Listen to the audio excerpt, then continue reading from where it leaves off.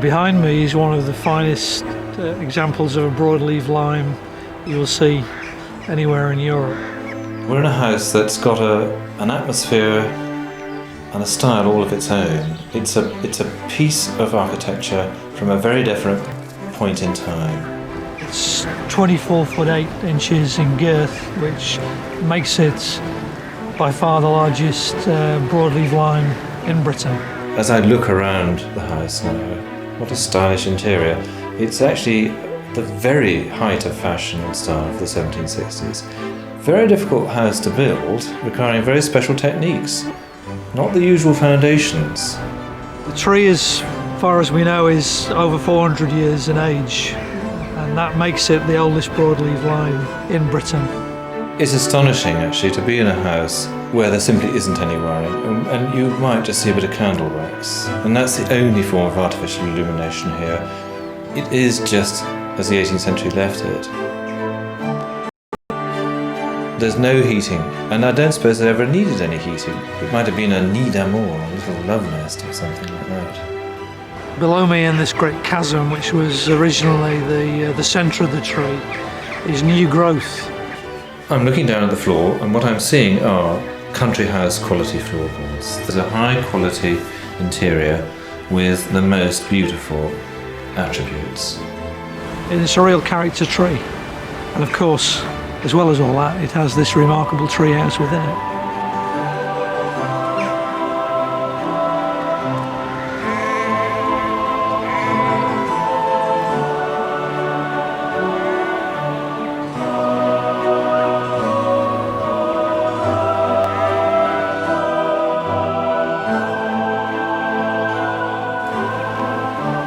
There has been a house on the site of Pitchford Hall since the 11th century, and both tree and treehouse were noted by cartographers on this map of 1692. Now, in order for the house to be built in a tree in 1692, it must have been about 100 years old and fairly mature to accommodate a tree house. So that gives some indication of the age of 400 years plus. It's a very prominent position on the estate, on the top of a hill, clearly visible from the house. Really, it was a status symbol, and before the days of the later Cedars of Lebanon and Wellingtonias, and then eventually the BMW on the drive, it will have been, look at my lime tree.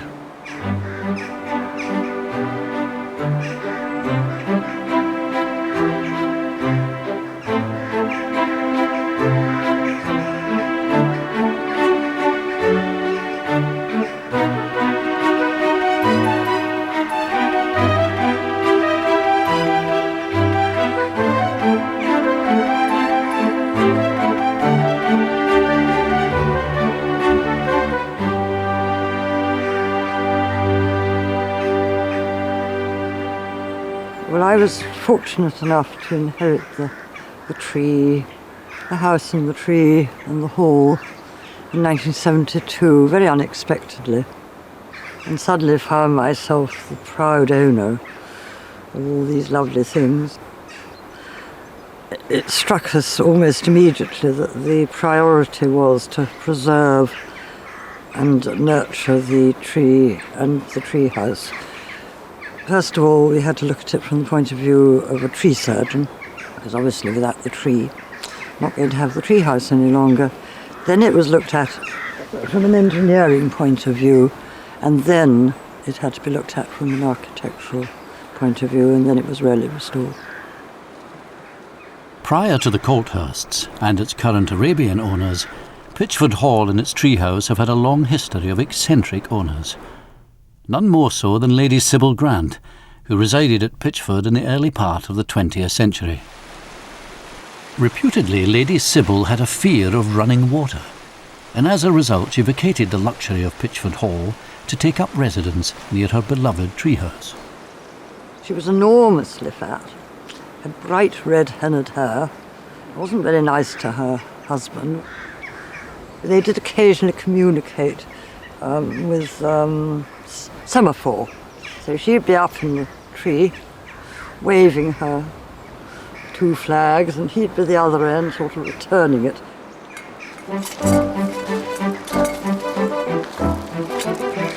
Lady Sybil, on fine days, she would take tea in the tree house. And the poor butler used to stagger across the lawn and up the bank. The silver salvers bearing sandwiches and goodies to eat and drink, while she sat perched on top of the tree in the house. How she managed to waddle up, I have no idea. The tradition of taking tea in the treehouse goes back well before Lady Sybil Grant. When the young Princess Victoria visited Pitchford prior to her coronation, the diary of 1823 records a visit to a little house in a tree in order to take tea.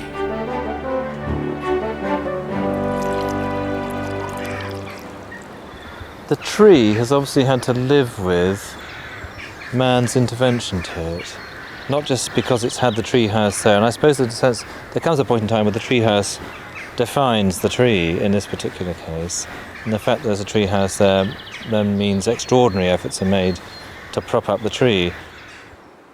Today, the exterior of the treehouse mimics the Tudor style of Pitchford Hall perfectly. But confusingly, illustrations from the turn of the century show the house clad with plaster. So the house is meant to be something of the appearance of masonry. It's not meant to be a black and white house. It's got charm, it has an iconic power, people don't forget it. But it's a serious work of architecture as well, because there's no mucking about when it comes to the interior and the purposefulness of the design. It's a very complete design. It's a permanent object in a rather impermanent setting. They just kept it the right size, the right scale, the right amount of detail, just the right intensity of quality for it to be a perfect little artifice. It's a marriage of artifice and nature.